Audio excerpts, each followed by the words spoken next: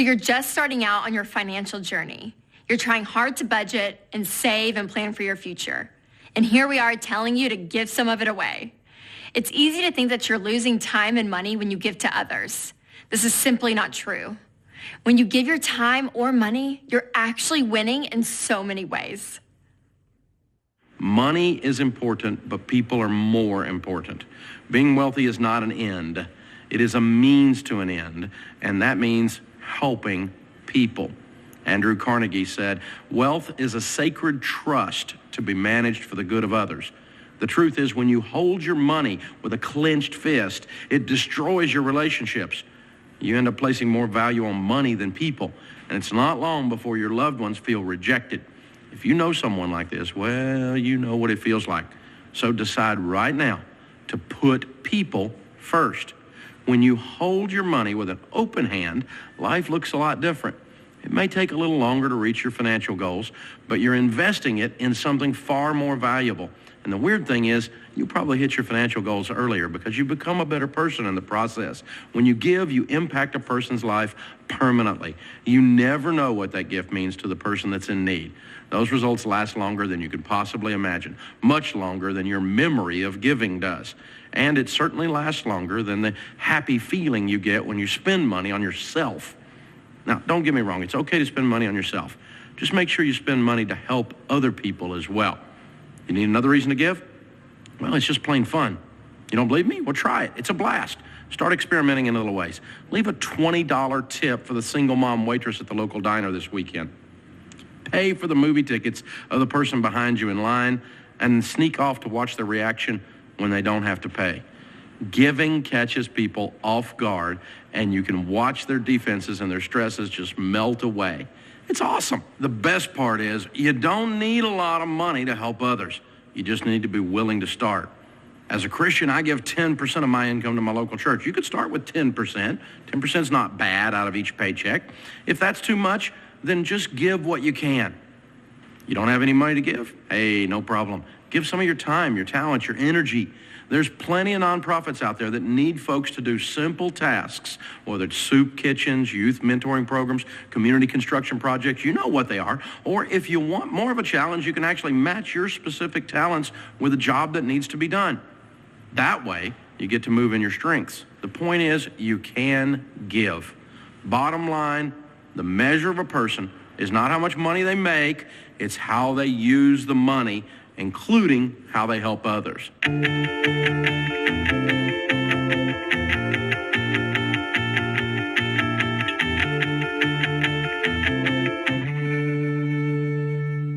Have you ever heard of the Rockefellers? You know, Rockefeller Center in New York with the skating rink, the big Christmas tree, the crazy gold statue? Yeah, that's all them. Well, John D. Rockefeller was a businessman in the late 1800s and early 1900s, and he had a lot of money.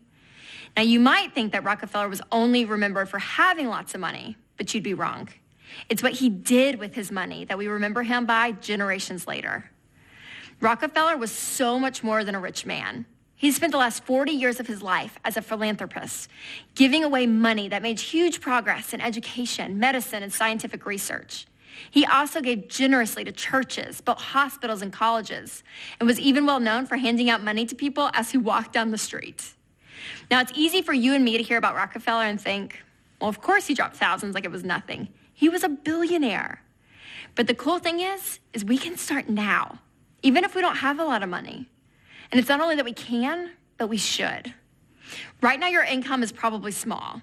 It's more money than you used to have, but it's less money than you're gonna make one day.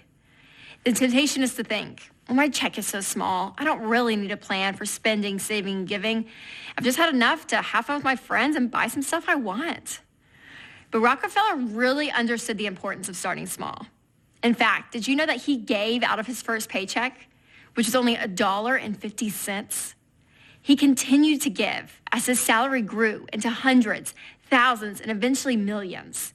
He practiced giving even when he didn't have a lot of money. So it was easy to keep giving when he had a ton.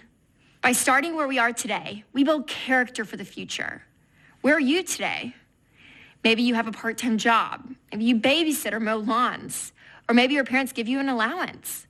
If money passes through your hands, no matter how small the amount, you can begin building your character.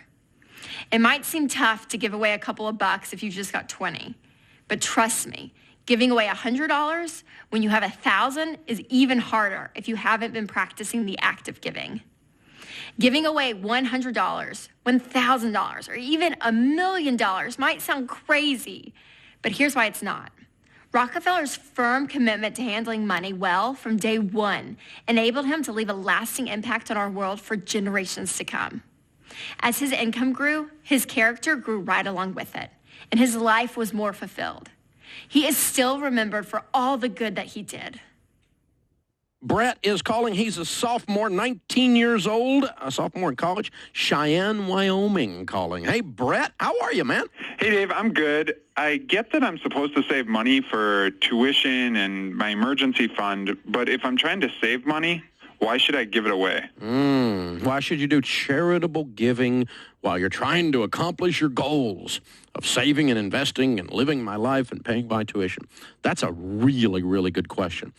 My friend Rabbi Daniel Lapin, who's an Orthodox Jewish rabbi, reminds us that almost all of our opportunities in life come through people.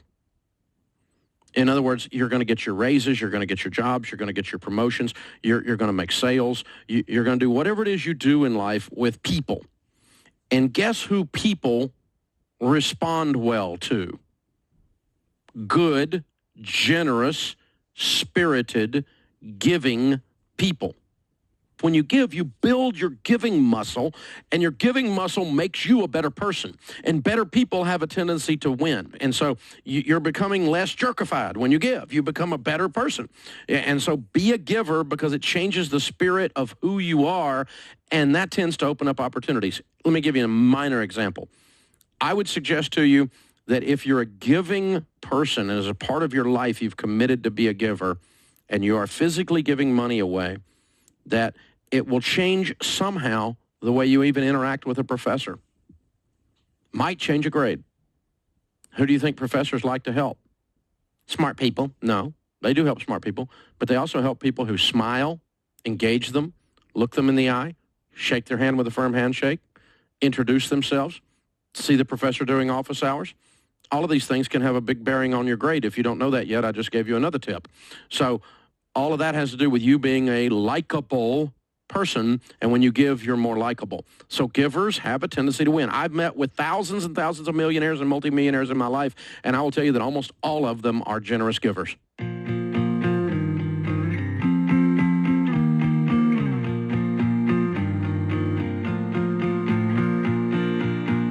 I've gone to the pound and I've helped with the dogs before. I was in a club that was a service-oriented club where we tutored or helped with the community.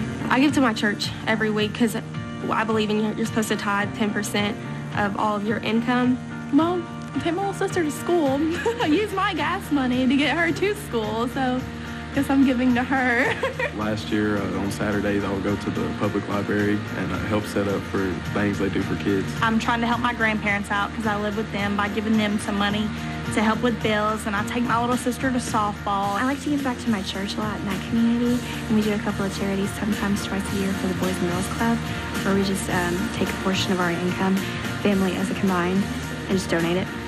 Just like helping out a friend whenever in need. I help out at my church, volunteer, and teach the 3 to 5 year olds and offerings at church. I volunteer weekly. I tutor kids at my church, anywhere from elementary to like middle school levels.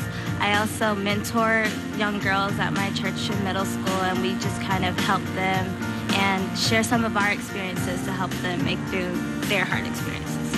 I've done community service. I donate money sometimes, help out with kids and stuff, and just like to teach them.